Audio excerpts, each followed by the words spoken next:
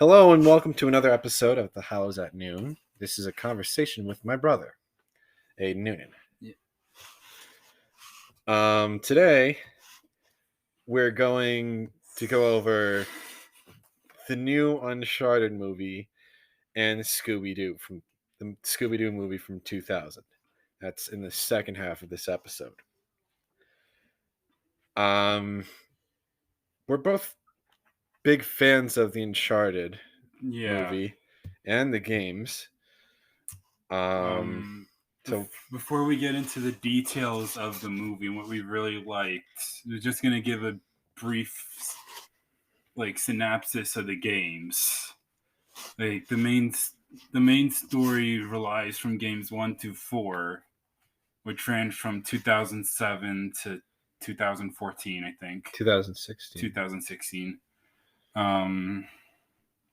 It follows Nathan Drake, our main character, Indiana Jones style treasure hunter. Yeah, this game series in this movie is just Indiana Jones meets National Treasure. It's got big bombastic action sequences. Hey kid.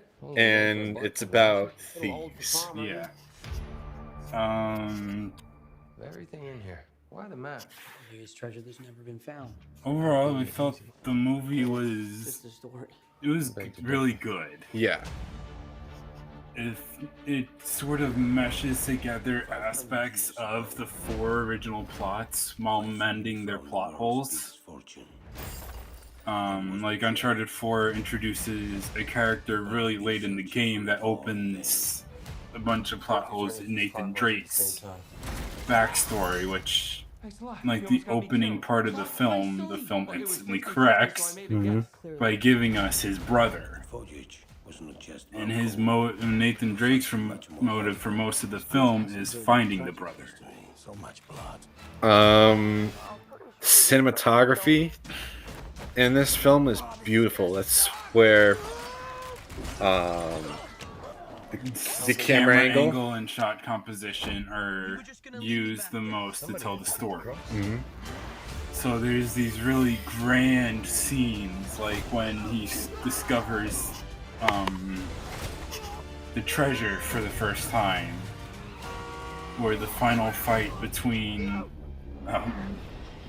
Nathan and Chloe, the main villain, amongst the 2 flying ships. It's not Chloe, it's Joe. No, Joe, yeah, not Chloe. Never mind. Victor. It's an original story with homages to the games. There's a really funny cameo from Nathan Drake from the game's voice actor. Yeah. Where Nathan says, "We just fell out of plane." And he's like, "Something happened to me." Something like that happened to me. In Uncharted 3, Nathan Drake falls out of a plane in the middle of the Sahara Desert. This one is over the Pacific Ocean a little bit. What is that thing on your face? Tom Holland as Nathan Drake. Exclusively in movie theater. He's really good.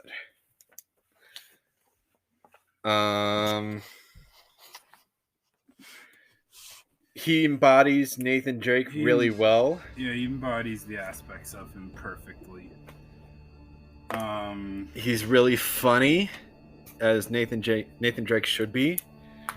The big aspects of the game is Nathan Drake as a loving guy more than a fighter. Yeah. So he only kills when he's forced to kill. Like every fight scene, he's basically shot at first.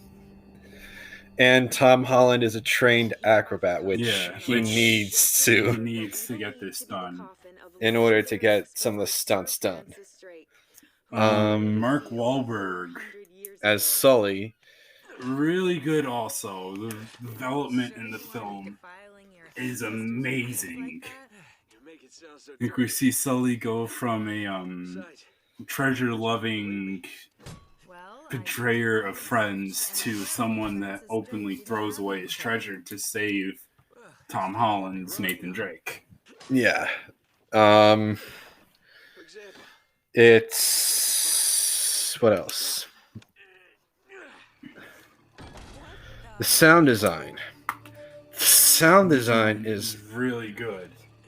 oh my goodness. It really elevates the scene.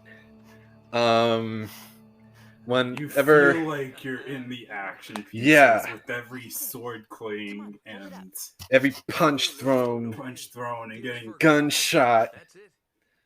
There's the scene where Tom Holland kicks a guy off one of the ships, and he lands on a mountainside, and you hear the bones shattering. The ending of the film is just like there's two ancient ships Yeah, flying flying because from helicopters, and one of them crashes into the other. And like, oh my goodness! Wait, what are you talking about? Authorities or something? Let me see. What else? We have a whole list of things. Production design. The production design. It is amazing. It feels like they recreate scenes from the 4 games. Like there's a heist scene that in setup feels like Uncharted 4 at its core. Yeah. Or there's the plane scene that you've probably seen. Because they've been using images to that to promote the movie. That's the plane scene where Nathan Drake falls out of the plane. Well, yeah. They won't stop moving. And before he actually discovers the ships, there's a shot of Tom Holland's face where you look in the background and you see the island surrounding it. They're sort of covered by Where are you? This game looks really good though. By rocks and by That's not good. mist, and you're like, those are which you can still make out the generalifications, and like, those look like islands directly from Uncharted 4. Even the cave entrance looks like the collapsed cave from the ending of the game. Really well. I know the water looks a bit. What else? There's nothing really that we Where are you guys coming from? can say because the film just came out in theaters. A brutal combo. Hold on. Okay. That's my brutal combo. One punch. Look at that. Sorry about that. My screen went dark for a second. Your computer fell asleep. Yeah. Overall, I think my score personally would be a 10 out of 10. This is when I took the PS3. My score is like a 9.5 out of 10. Explain yourself on that. What I saw. There's a couple of important characters missing from this one that really kind of hinder my enjoyment of the film. Like Elena is Elena is Nathan Drake's wife. Yeah, she becomes his wife. But in the first game, she's a reporter who has her own show, and she's going around. She's originally how Nathan finds Sir Francis Drake's treasure, which is the plot of the 3rd game, I think. She's not in this film at all. With this, yeah. I feel like that's the point of it. I feel like they wanted to focus more on the relationship between Nate and Chloe, rather than give us the person that's supposed to become his wife. A rock and a hard place. So that way, when Chloe we have to go knocks up the train. Nate out during like just before the climax, or just before the plane scene. You feel betrayed by her because this woman that you've known for an entire film now. Okay. But it also feels kind of justified when Nathan tricks her with the wrong coordinates.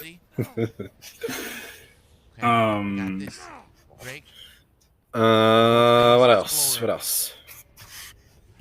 can The do sort this of for minor 50 grievance, a Jesus very Christ. minor grievance for me is that they don't include am I the even gonna rope get from the out of here? games. I wanted to Yeah, start this game I with a feel nice like little that could have cutscene, added maybe another some level to explanation the of fight as to what scenes. Yeah. hell. He has a grappling hook In the game, in the later games where you could throw it you can throw to it like up an and anchor. hook What the onto heck is going an on anchor here? on branches or down Okay, trees. swing. And you And then could, use that to your advantage while fighting. yeah.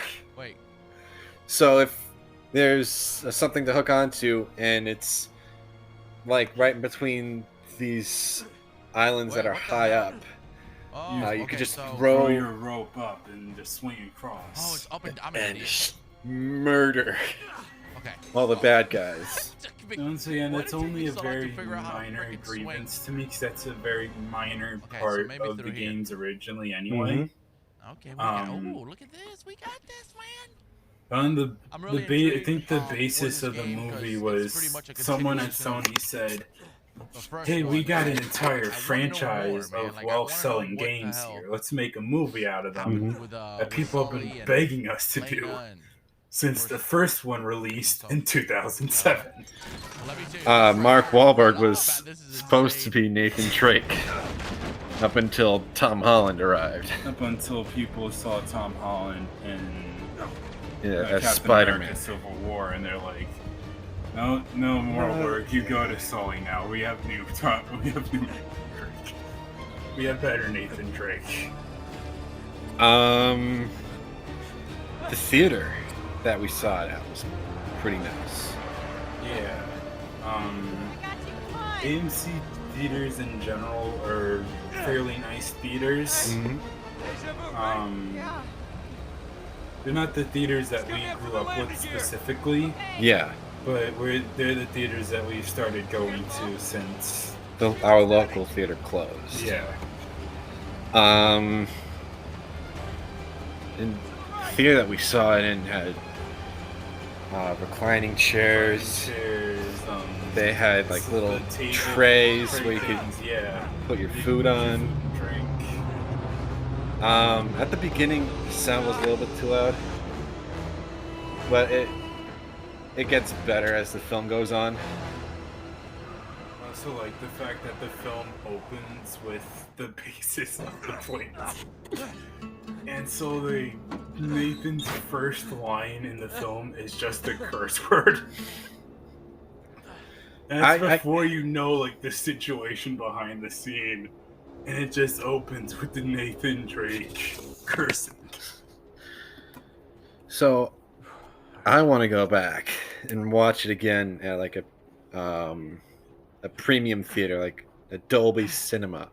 I'd rather wait until it's on streaming rather than spend more money on the theaters. But it's not because of the film, it's just streaming's easier to access. Yeah. So, I mean, A Dolby Cinema has like 4K projector and Dolby Atmos, which is Dolby's new surround system. Our phones actually have Dolby Atmos. If you plug in headphones or use Bluetooth, is actually- that what causes it? yeah, Okay. you can I've actually heard It's what use it. allows the sounds to direct themselves. yeah. Okay. So Um, that is pretty interesting. That technology. And overall, the production was really well. The sets. And I think it'd be even better if it was at like a Dolby Cinema. We're not sponsored by Dolby. The sets were really well done. There's this really nice scene where you have the classic Nathan Drake uniform, the white shirts and jeans. And he has like It's during the arm gun climax. holsters. It's during the climax of the film, and most of the film we just have the white shirt and navy blue jeans. And he knocks this guy out with the shield, and he takes his gun holster. And he puts it on, and you're just like, it's Nathan Drake back in action. Nathan. So hold on.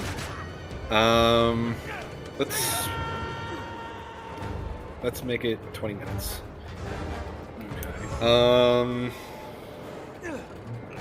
This they managed to recreate the look, the feel of the Uncharted franchise really well, and we have really high hopes for Sonic 2. Yeah. We also have high hopes that Uncharted gets a sequel. Yeah. Because there's this whole the film builds up where is Samuel Drake really, really nicely, because for most of the film we're kept in the dark as to what really happened after he left the orphanage. Mm-hmm. So it's like Nathan Drake or Tom Holland does get the postcards that Nathan sends him, but he doesn't send any back because Sam never returned for him like he promised. Yeah, and Sam doesn't give him like any return addresses. But for most of the film, we're kept in the dark, and we're like, is he dead? Is he alive? And then Sully drops a bombshell on us, where he's like, "Yeah, no, Sam's dead." Yeah, he's like, he explains the whole situation where Joe, the main villain. There's two main villains in this movie. It's also done really well. I really like the actor that they got Antonio Banderas to play him. Puss in Boots. He's really, really good. He projects himself really well. So he feels like a bad guy. And then he gets killed by Joe. I think that's her. Her name is Joe. And so Joe becomes the main villain like halfway through the film.